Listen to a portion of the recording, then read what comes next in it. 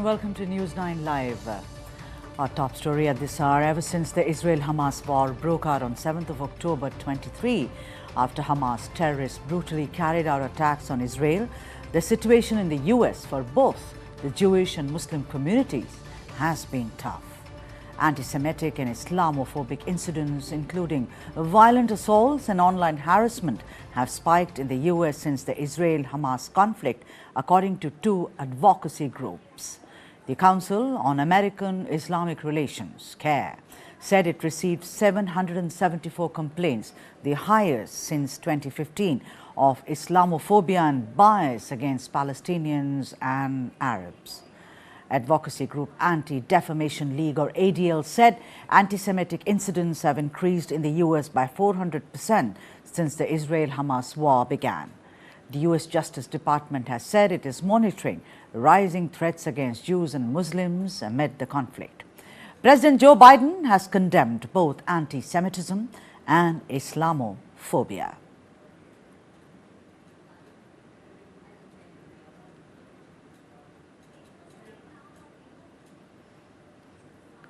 And now, as the war enters 20th day in West Asia since Hamas carried out deadly attacks on southern Israel, here's the latest update from the war front right on your screens.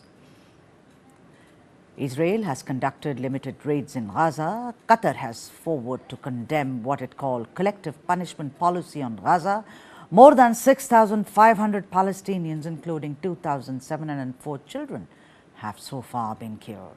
Meanwhile, over a dozen people were also killed in latest Israeli strike on southern Gaza.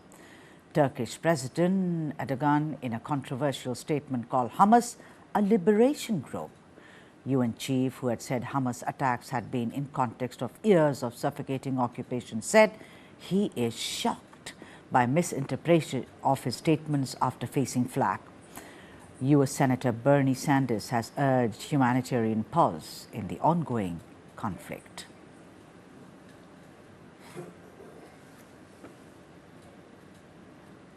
Moving on, big news coming out of Israel. Israeli troops with armored vehicles have carried out limited ground raids on Hamas targets in the Gaza Strip. Israeli Army radio has described the raid as a relatively large ground incursion. This is the biggest Israeli ground action in the Gaza Strip since Israel began amassing forces outside the enclave ahead of a planned full-scale invasion. The Israeli army said its tanks and infantry vehicles struck numerous Hamas terrorist cells, infrastructure and anti-tank missile launch posts. The military action was carried out throughout Wednesday night. The forces exited Gaza and returned to Israel, indicating that this might become a template in future Israeli action in the Gaza Strip. Israeli defense forces have made several incursions to probe Hamas's positions and gather information about hostages earlier.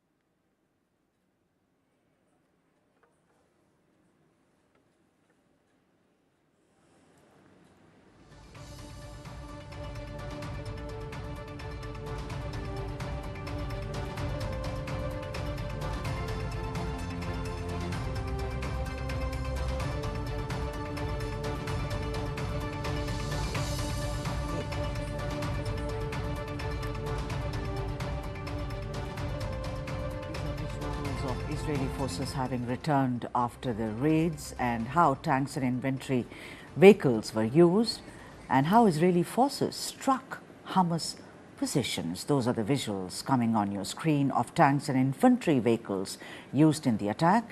Israeli forces returned after raiding in Gaza. This is the biggest Israeli ground action since Gaza so far.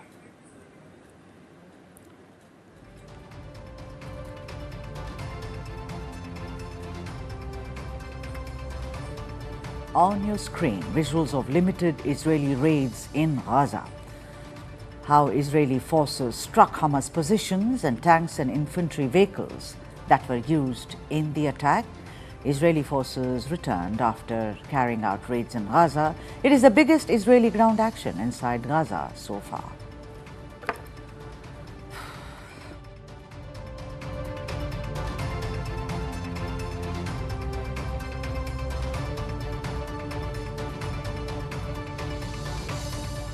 Visuals of limited Israeli ground raids in Gaza on your screen for those viewers who just joined us. IDF raids of Gaza.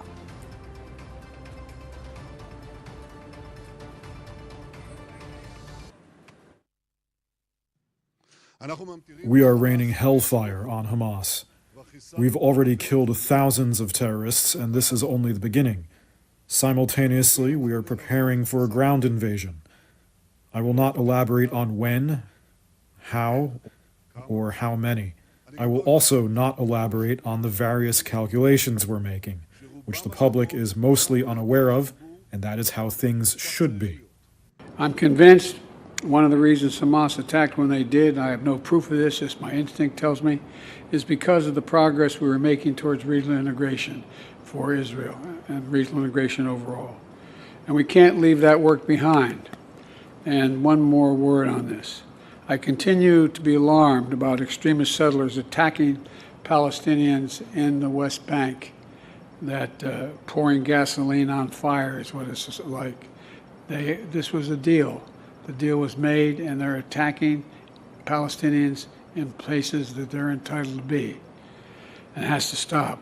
They have to be held accountable, and it has to stop now.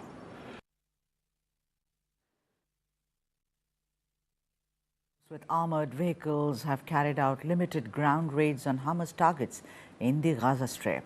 Israeli Army radio has described the raid as a relatively large ground incursion. This is the biggest Israeli ground action in the Gaza Strip since Israel began amassing forces outside the enclave ahead of a planned full-scale invasion. The Israeli army said its tanks and infantry vehicles struck numerous Hamas terrorist cells, infrastructure and anti-tank missile launch posts. The military action was carried out throughout Wednesday night. The forces exited Gaza and returned to Israel, indicating that this might become a template in future Israeli action in the Gaza Strip.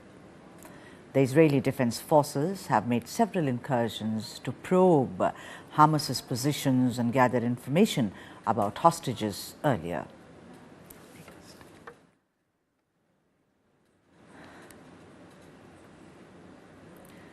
These are limited Israeli raid shots in Gaza on your screens right now, how Israeli forces struck Hamas positions, the tanks and infantry vehicles which were used in the attack on your screens right now, coming to you even as you have joined perhaps the bulletin right now. Big news coming in from Israel. Israeli forces, of course, returned after carrying out raids in Gaza. This was the biggest Israeli ground action inside Gaza so far.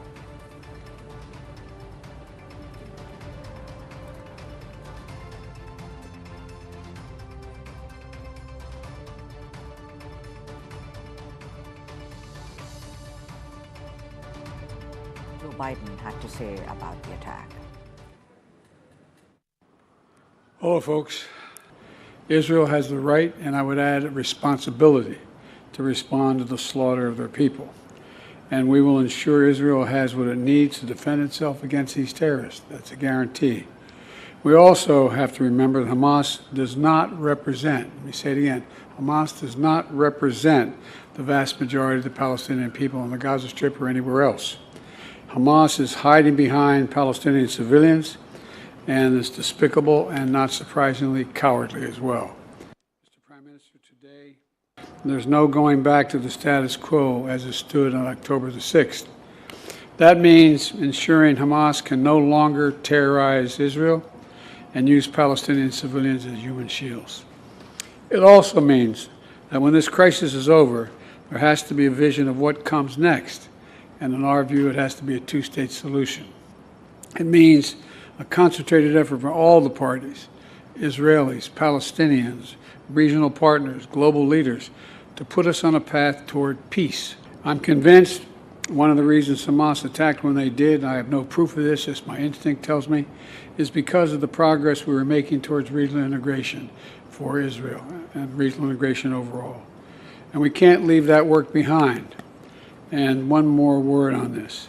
I continue to be alarmed about extremist settlers attacking Palestinians in the West Bank, that pouring gasoline on fire is what it's like. This was a deal. The deal was made, and they're attacking Palestinians in places that they're entitled to be. And it has to stop.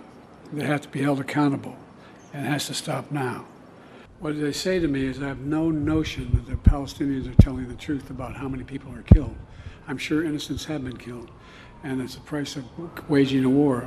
I think we should be incredibly careful. I think not we, the Israelis should be incredibly careful to be sure that they're focusing on going after the folks that are propagating this war against Israel. And it's against their interest when that doesn't happen. But I have no confidence in the number that the Palestinians are using. Turkish President Erdogan has described Hamas as a liberation group which is waging a battle to protect its land, terming Israel's actions in Gaza as quote-unquote savage. Erdogan informed a group of his party MPs that he had decided to cancel his visit to Israel and accused the Israeli government of taking advantage of Turkey's good intentions. He, however, clarified that he had no problems with the existence of Israel as a state, but had a problem with the Israeli government's policies. The Turkish president also called for the regional actors to stop adding fuel to fire with their increasing support to Israel. On the other hand, Erdogan urged the Muslim countries to work together towards a ceasefire and lasting peace.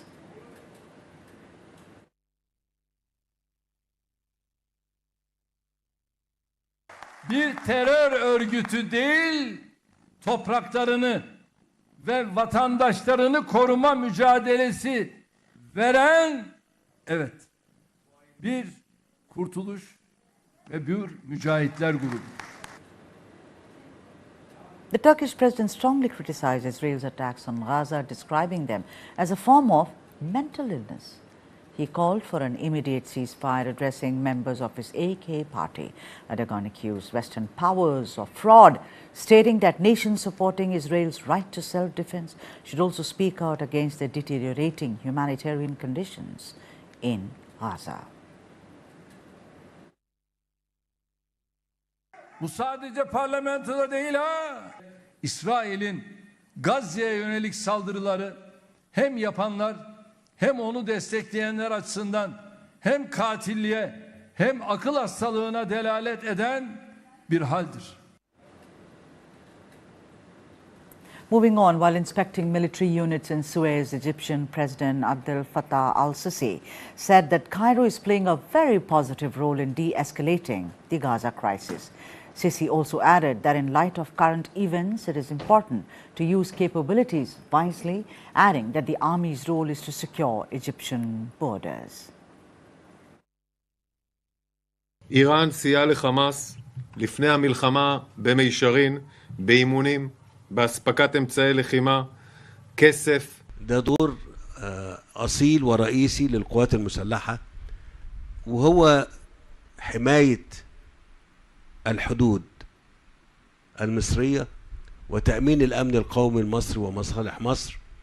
وهنا لازم أسجل وأكد أن مصر أبدا عبر تاريخها القديم والحديث ما كانتش أبدا بتتجاوز حدودها، يعني كان دايما كل أهدافها أن هي تحافظ على أرضها وترابها دون أن تمس.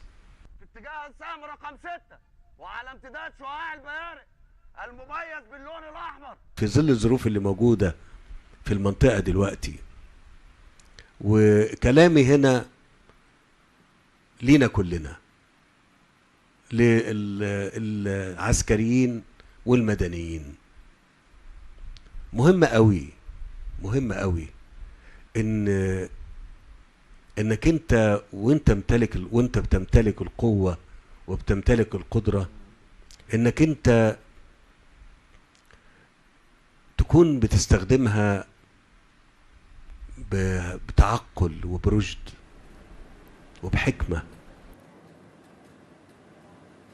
The Israeli military has once again accused Iran of having ordered the recent attacks by terrorist groups based in Yemen, Iraq and Lebanon. In a televised media briefing, Chief Ministry spokesperson Daniel Hagari said that Iran was providing Hamas with weapons, training, money and also intelligence services. He also accused Iran of promoting an anti-Israel sentiment globally through online messaging campaigns. Listen in. איראן סייעה לחמאס לפני המלחמה במישרין, באימונים, בהספקת אמצעי לחימה, כסף, ידע טכנולוגי. גם ברגעים אלה נמשך הסיוע האיראני לחמאס במודיעין ובהסתה ברשתות ובדרבון בכל העולם בהסתה כנגד מדינת ישראל. במזרח התיכון שהשלוחים, הפרוקסי, כפי שהם מכונים על ידי איראן, פועלים מעיראק, תימן ולבנון, ההנחיות מגיעות רק ממקום אחד, מאיראן. מי שמערער את המזרח התיכון עבור מעשי חמאס דאעש הנפשעים, שלא יתחבא. Moving on, the UN ambassador for Iran, Amir Saeed Iravni, said that the Secretary of the US had attempted to wrongly blame Iran for the Israel-Hamas conflict. He also said that the US had further intensified the conflict by overtly aligning itself with Israel at the expense of the Palestinians. Today, the US Secretary of State once again attempted to wrongly place the blame on Iran. Iran categorically rejects these groundless allegations. Our commitment to the regional peace and stability remains unwavering. Iran aligned with the international community in endorsing the call for an immediate ceasefire and a cessation of Israeli relentless military aggression, as well as imperative to halt the forced displacement of over 1 million people from Gaza. The United States' unwavering support for the occupation and aggression has rendered it an active part of the problem. The US has further exacerbated the conflict by overtly aligning itself with the aggressor at the expense of the innocent Palestinian population. The rapid provision of military and logistical support to the oppressive occupying regime thus made the US complicit in the brutal massacre of innocent Palestinian people in the Gaza Strip. Mr. President, it is regrettable that today at this chamber the United States, Canada and certain Western states attempt to shift the blame from the wrongdoer to the victim. They equate the self-defense and right of self-determination of Palestinian people with terrorism, attempting to grant the occupying regime Israel an unjust right to self-defense. Residents of southern Lebanon, which is the heartland of Hezbollah, are in dread of Israeli strikes. This reminds them of the havoc created by Israeli strikes that killed over 100 people in 1996 and dozens in an airstrike in 2006. They are fearful that if the conflict escalates, they might not be able to escape. Take a look at the report.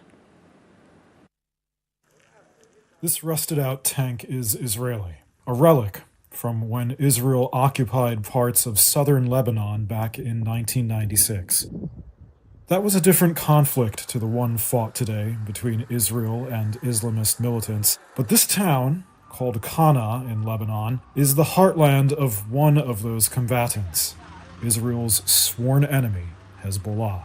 Many world leaders have expressed fear that the current war will expand into other countries. Some people in Kana believe that's not only inevitable, that they're used to it and might not be able to escape this time.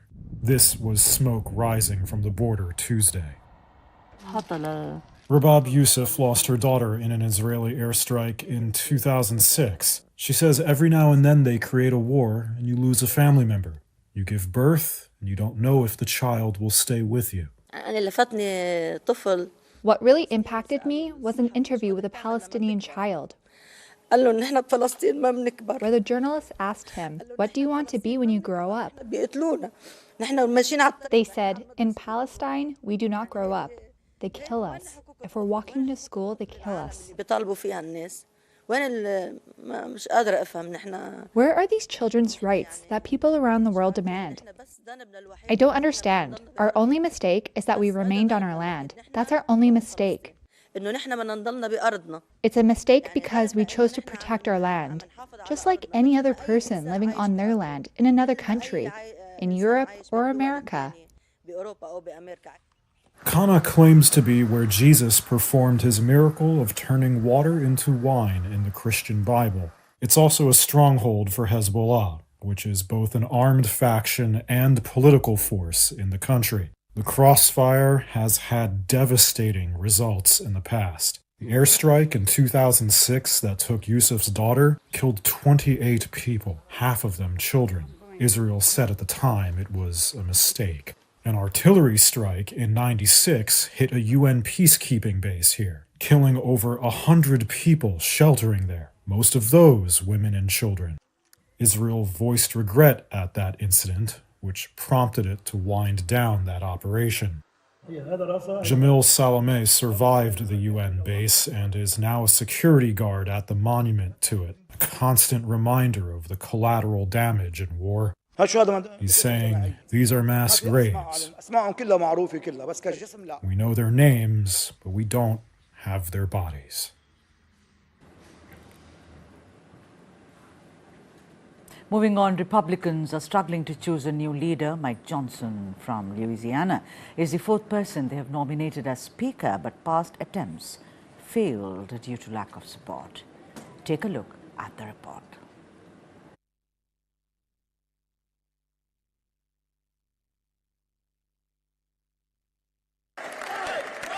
U.S. House Republicans picked Mike Johnson from Louisiana as what is now their fourth Speaker nominee late Tuesday to fill up the leadership vacuum that has paralyzed the chamber for 3 weeks.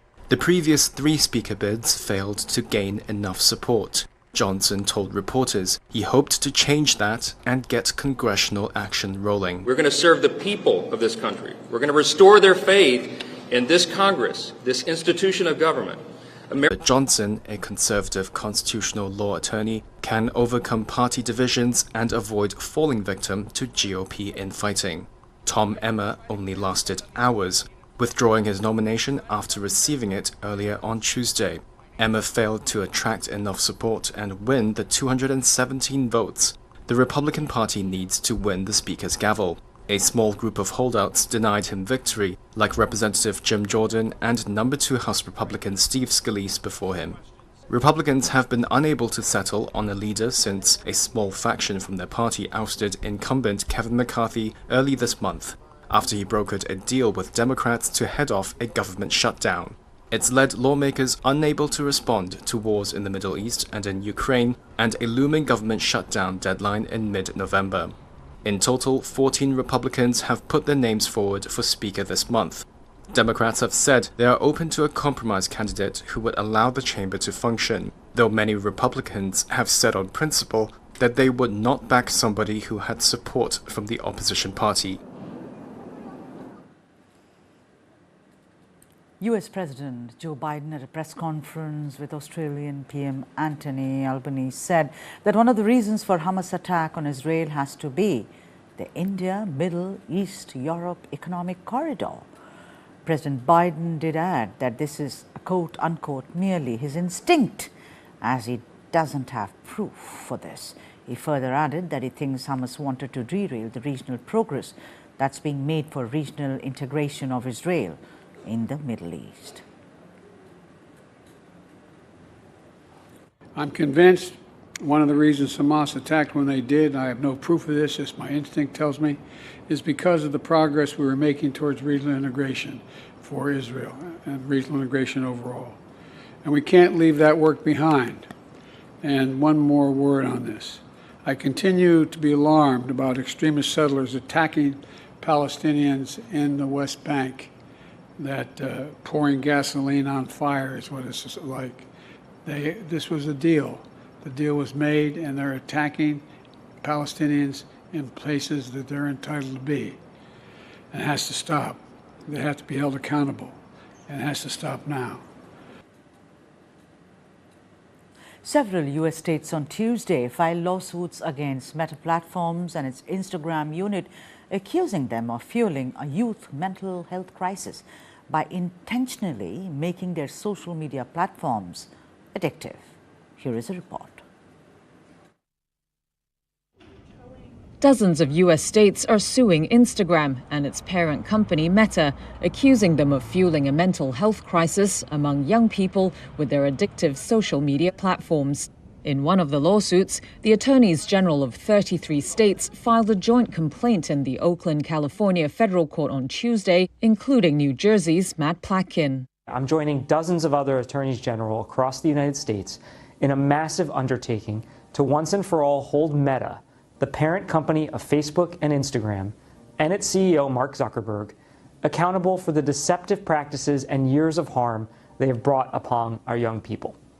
According to the court filing, they are accusing Meta of repeatedly misleading the public about the dangers of its platforms and knowingly inducing children and teenagers into compulsive social media use to, quote, maximize its financial gains. There needs to be more transparency. Much of the lawsuit stems from a whistleblower's release of documents in 2021 that showed the company knew Instagram, which began as a photo sharing app, was addictive. And it points to research that has linked children's use of Meta social media platforms with depression, anxiety, insomnia, interference with education and daily life, and many other negative outcomes. Meta said in a statement it was disappointed that the states chose to sue, quote, instead of working productively with companies across the industry to create clear, age-appropriate standards for the many apps teens use. 8 other U.S. states and Washington, D.C. filed similar lawsuits against Meta in other courts on Tuesday. That means, in total, 42 jurisdictions are taking action against the California-based company. Meta could face civil penalties of up to $50,000 for each violation of various state laws. It's an amount that could add up quickly, given the millions of children and teenagers who use Instagram. Oregon State Court said that the off-duty pilot who tried to cut the engine power of an Air Alaska jet mid-flight over the weekend had taken psychedelic mushrooms 2 days before boarding and hadn't slept for 40 hours. The pilot pleaded not guilty to state charges through his attorney. Take a look at the report. Court documents say an off-duty pilot who tried to cut the engine power of an Air Alaska jet mid-flight over the weekend had taken psychedelic mushrooms 2 days before boarding and hadn't slept for 40 hours. That pilot, Joseph David Emerson, appeared in Oregon State Court for the first time on Tuesday. He pleaded not guilty to state charges through his attorney. They included 83 counts of attempted murder, 1 for every crew member and passenger on the plane besides himself, and a single count of endangering the aircraft, which was bound for San Francisco Sunday before it was diverted to Portland, Oregon. The flight crew told investigators that Emerson, who was sitting in a jump seat in the cockpit, tried to grab the fire suppression handles, and that he came close to shutting down hydraulic operation and fuel to both engines of the plane, and was seconds away from turning it into a glider. Federal prosecutors said that after the cockpit incident, Emerson, in wrist restraints, tried to grab the handle of an emergency exit during the flight's descent, but was stopped by a flight attendant. A court document later said Emerson told police he'd been depressed for the past 6 months. He'd taken magic mushrooms for the first time and believed he was having a nervous breakdown. Medical research has shown that psilocybin, a naturally occurring hallucinogen found in certain mushroom varieties, commonly called magic mushrooms, to be beneficial as a treatment for anxiety, depression, and other mental disorders. Oregon is the first U.S. state to decriminalize psilocybin. Since 2020, it has legalized supervised therapeutic use for adults at least 21 years old. However, psilocybin remains strictly prohibited under federal law. California's Department of Motor Vehicles suspended GM's self-driving car company Cruise on Tuesday, ordering its robotaxis off the road in San Francisco because they posed an unreasonable risk to public safety. That's according to a statement from the state's DMV that said Cruise had misrepresented information related to the safety of its autonomous technology. The suspension, effective immediately, is a major setback for General Motors and comes after a series of accidents involving Cruise vehicles. Here's the full report. California's Department of Motor Vehicles suspended GM's self-driving car company Cruise on Tuesday, ordering its robo-taxis off the road in San Francisco because they posed a, quote, unreasonable risk to public safety. That's according to a statement from the state's DMV that said Cruise had misrepresented information related to the safety of its autonomous technology. The suspension, effective immediately, is a major setback for General Motors and comes after a series of accidents involving Cruise vehicles. Cruise said the DMV reviewed an incident on October 2nd when one of its self-driving vehicles was putting on the brakes, but did not avoid striking a pedestrian who had previously been struck by a hit-and-run driver. Cruise said that in that incident, a human driver, quote, tragically struck and propelled the pedestrian into the path of the autonomous vehicle, which struck the pedestrian. GM CEO Mary Barra, who has previously said Cruise represents a giant growth opportunity, said its robo-taxis have better safety records than human drivers. Shares of GM ended more than 2% lower on Tuesday. Ford has reached a tentative deal with the United Auto Workers Union to put an end to the strikes taking place at its factories. The deal encompasses a fresh 4 to 5 year contract, bringing about a 25% increase in wages during that period. Take a look at this report. Ford has struck a tentative deal with the United Auto Workers Union to end strikes at its factories. The agreement covers a new 4.5-year contract, with wages to rise 25% over that time. Including cost of living adjustments and other factors, total pay will actually rise by a third over the period of the contract. The lowest paid temporary workers will get raises of more than 150%. UAW boss Sean Fain confirmed the news in a statement on Facebook.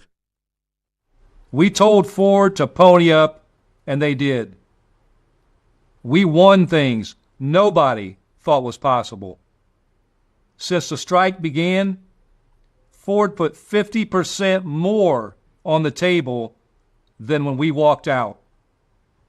This agreement sets us on a new path to make things right at Ford, at the Big Three, and across the auto industry.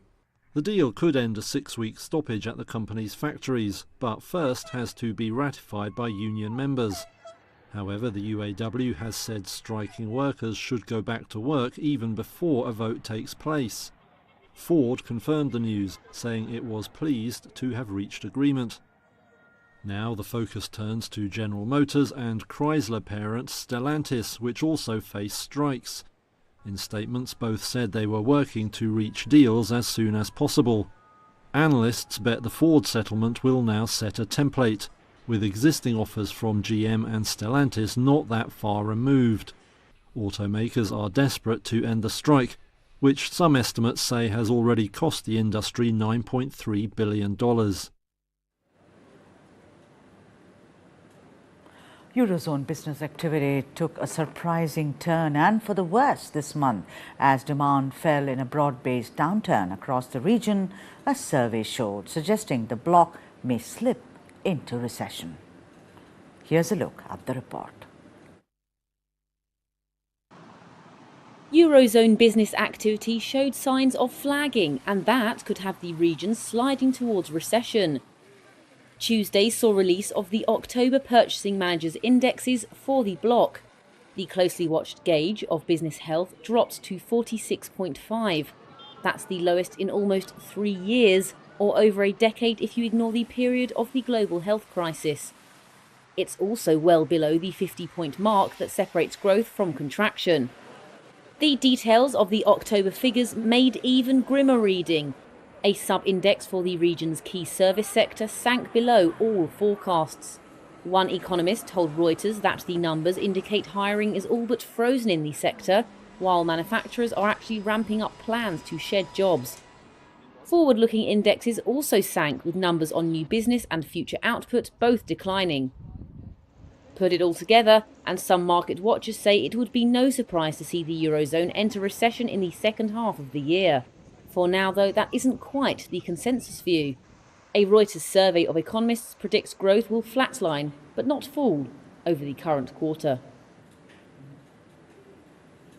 And in some other news, AI has affected big tech differently. Microsoft, which heavily invested in AI, saw its profits soar to more than $24 billion in the last quarter. Analysts were impressed. On the other hand, Google's parent company Alphabet also did not do rather well. Here is the report. AI is proving to be a mixed blessing for big tech. Nearly a year after the launch of ChatGPT, Microsoft is enjoying a boom. Analysts say it's benefited from aggressive investment in the technology, which includes backing the chatbot's maker, OpenAI. The tech titan has embedded artificial intelligence across its products, from its Office software to its search engine Bing. Numbers out Tuesday showed revenue soaring to more than $24 billion at its cloud unit over the latest quarter. That beat analyst forecasts, with one calling the numbers absolutely phenomenal. Microsoft also topped estimates for overall revenue, which rose to more than $56 billion. But it was a different story over at Google parent Alphabet.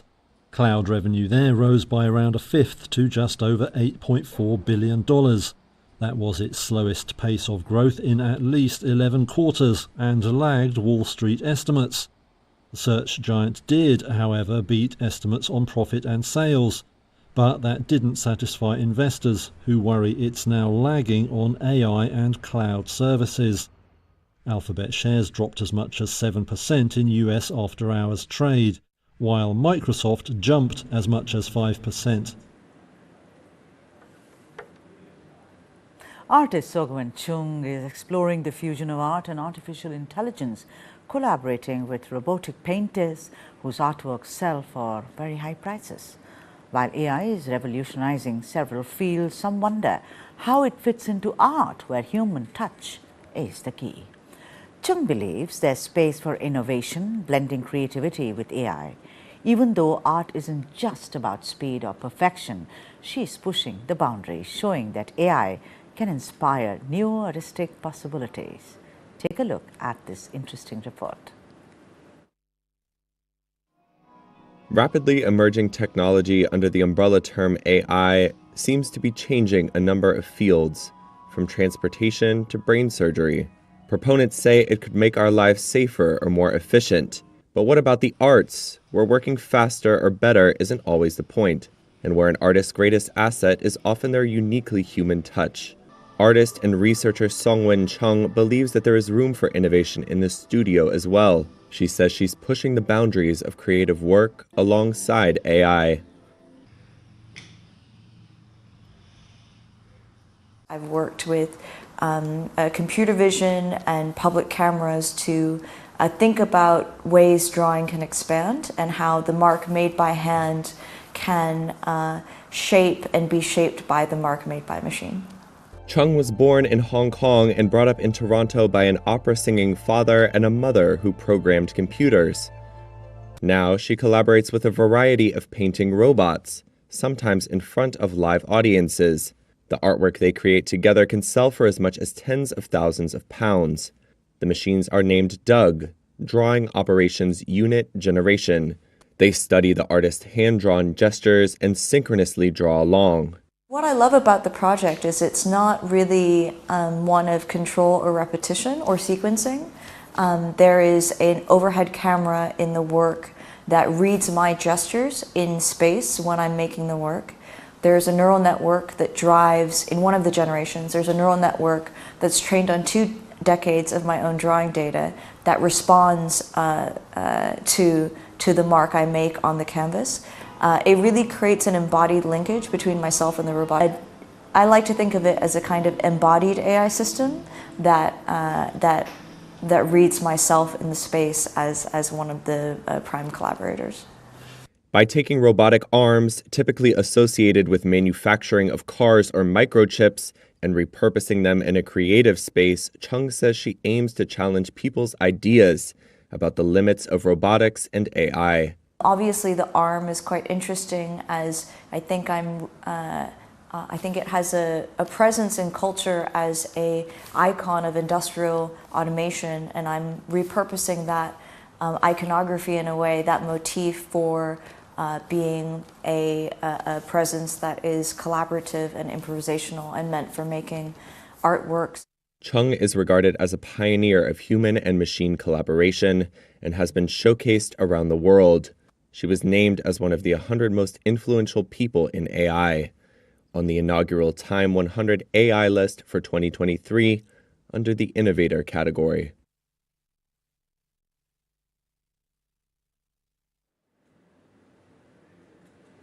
How absolutely fascinating that was. That's all in this bulletin. But for all the news and analysis, keep watching News 9 Live.